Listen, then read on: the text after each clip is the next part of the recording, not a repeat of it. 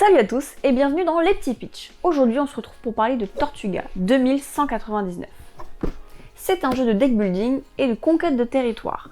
Une partie dure environ 1 heure, ça se joue de 2 à 4 et c'est pour les connaisseurs. Ne faites pas jouer votre nouveau-né à ça, déjà il révélera toutes les pièces et il va pas comprendre.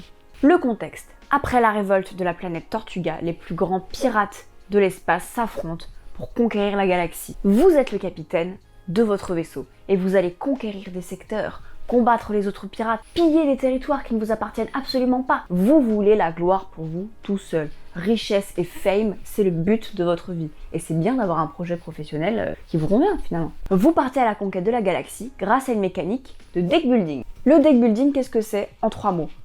Il y a plus de 3 mots. Tout le monde commence avec le même deck, ici en l'occurrence 10 cartes, et c'est grâce aux achats de cartes que vous allez faire que votre deck va se personnaliser et devenir unique. Et vous allez pouvoir construire une stratégie autour des cartes que vous allez acquérir. La spécificité de Tortuga, c'est qu'il est très facile d'épurer son deck. Pratiquement à chaque tour, vous allez pouvoir bannir une carte qui ne vous sert pas.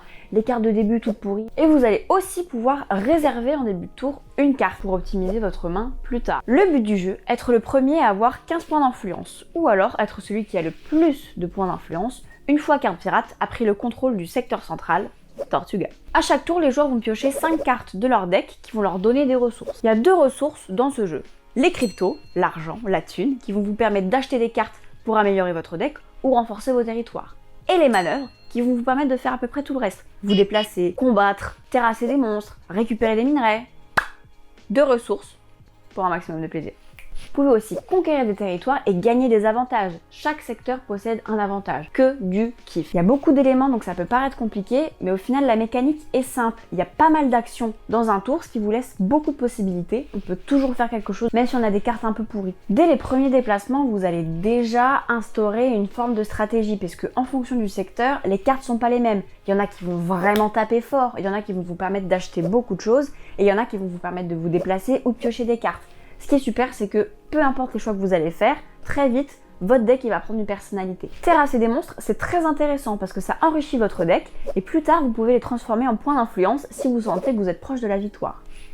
Pas mal quand même. Ce que j'aime beaucoup dans ce jeu, c'est que on peut utiliser différentes stratégies. Si vous êtes lâche comme moi, vous allez dans les territoires inoccupés ou vous volez les territoires des copains pendant qu'ils sont pas là. Ça m'évite d'être dans la confrontation, j'aime pas le conflit. Si vous êtes un gros bourrin et que vous aimez tabasser vos potes, il n'y a pas de souci, vous pouvez le faire aussi. C'est un deck building qui est hyper interactif, on peut embêter tout le monde tout le temps. Il n'y a pas de quartier, on peut faire du sale dans le dos ou devant comme on veut. Franchement, il y a des scénarios si vous voulez un mode de jeu encore plus agressif ou un mode de jeu totalement pacifique, c'est vous qui choisissez. Si vous n'aimez pas les gens et que vous voulez jouer tout seul, il y a un mode solo qui fonctionne très bien. Vous jouez contre le jeu et vous avez un objectif de vous avec vous-même finalement. Si vous avez trop de potes à l'inverse, il y a une extension qui existe. Merci.